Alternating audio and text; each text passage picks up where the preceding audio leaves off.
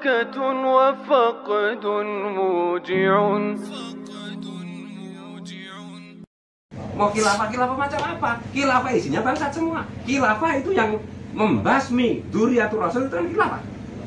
Mau dibikin khilafah lagi sampai kalau kita mau bersatu itu ya udahlah, yang pemerintah biar ngurusi pemerintah, yang umat biar ngurusi umat.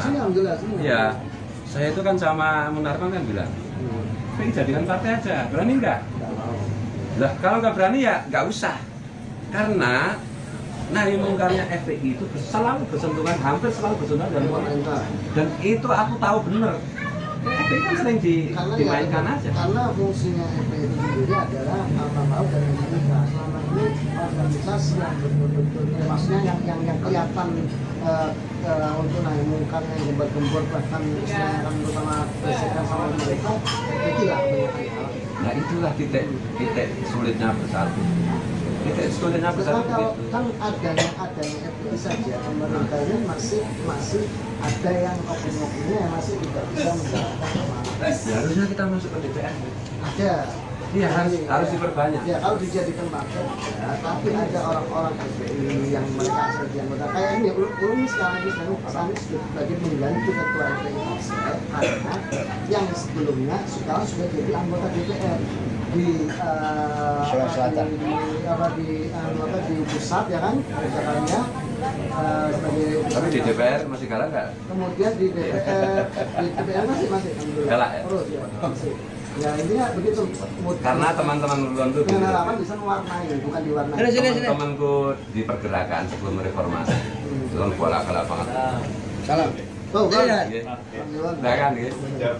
Ini cinta dengan ulama. Sini. Oke, sudah jalan, sini aja. Sini aja, Pak. Sini aja. Sini aja, Pak. Oke, Pak. Sini aja, Pak. Oke. Pak Iwan, sini Pak Iwan. Iwan. Nah, aku siapa manggil? Aku jauh dari Jogja sampai nggak nuruti permintaan gimana?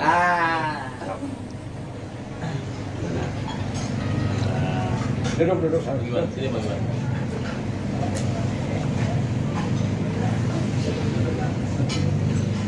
Ya, asli sini lah. Asli sini masih banyak.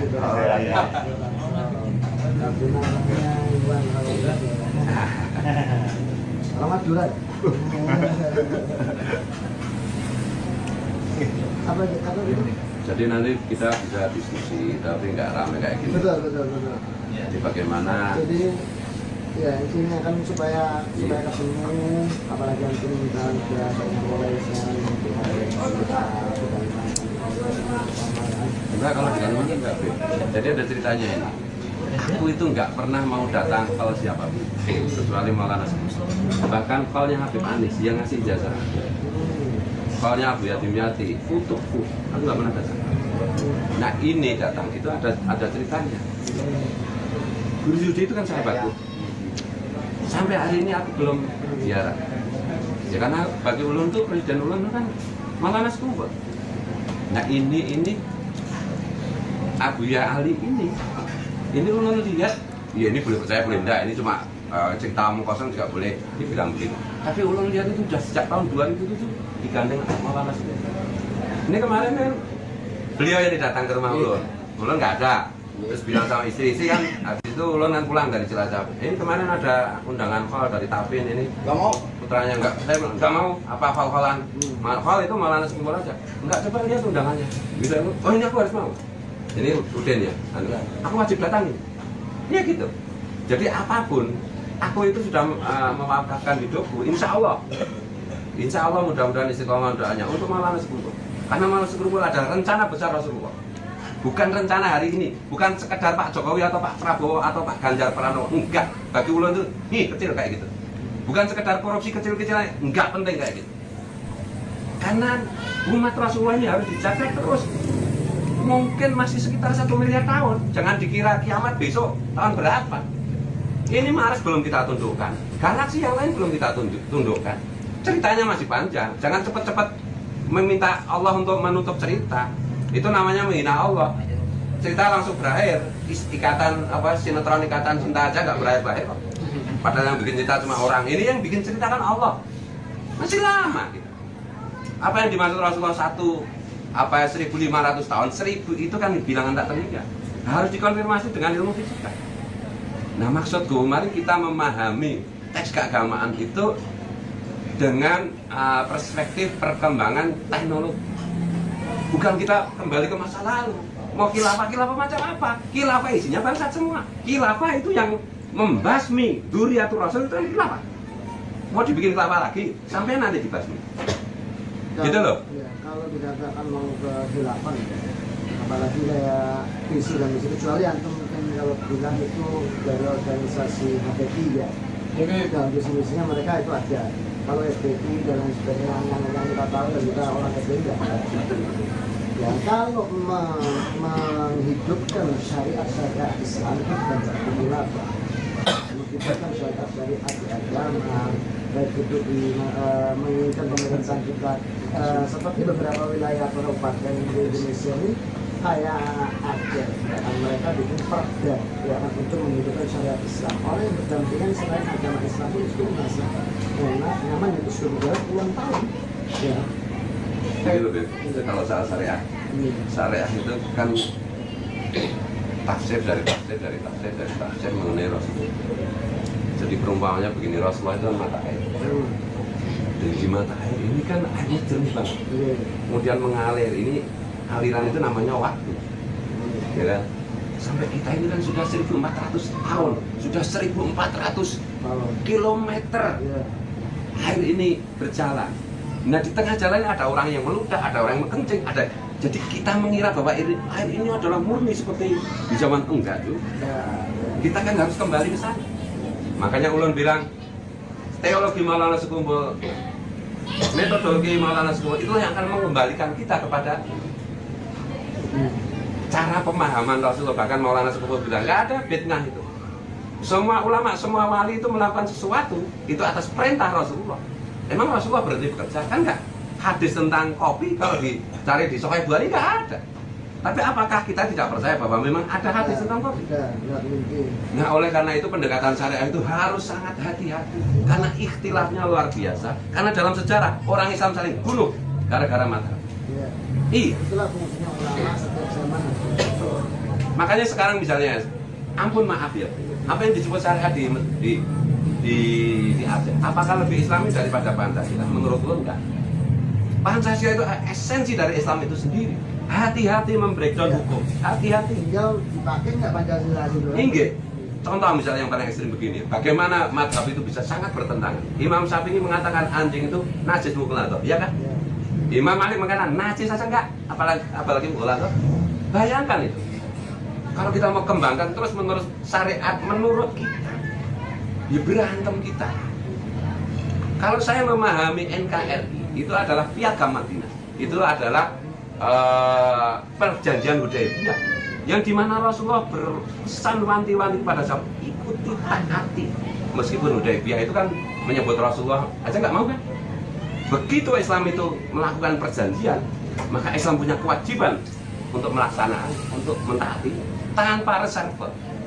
Makanya nanti aku pengen diskusi, tapi berdua aja supaya panjang lah, ya.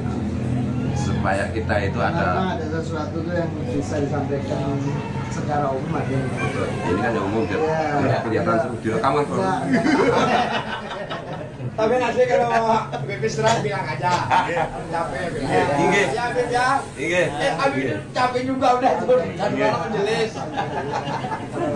Aku itu belum lihat dia mutabengah Habib Rizik anu gini-gininya itu. Iya. Aku udah ngasih contoh ya. Mancing. Kalau saya itu begini, semua peristiwa spiritual harus bisa dibuktikan, di breakdown di alam faktual, harus terbukti di alam sains.